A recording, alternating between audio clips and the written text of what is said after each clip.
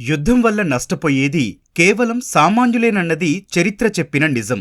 గాజాలోనూ అదే జరిగింది.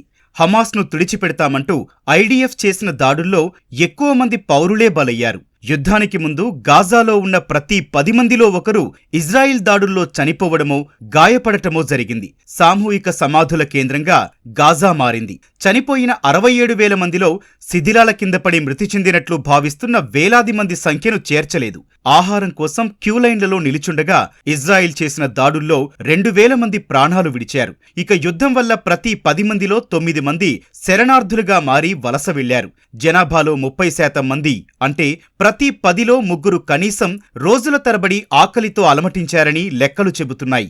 100 మంది శిశువులు వారు పుట్టినప్పటికంటే బరువు తగ్గిపోయారు. ప్రతి 100 మంది పిల్లల్లో 4 తమ తల్లిదండ్రులనో లేక ఒక్కరినో కోల్పోయారు. ప్రతి 10 8 భవనాలు శిథిలాల కుప్పగా మారాయి. మొత్తంగా 102,067 భవనాలు ధ్వంసమయ్యాయని ఉపగ్రహ చిత్రాల ద్వారా తెలిసినట్లు ఐరాసా తెలిపింది.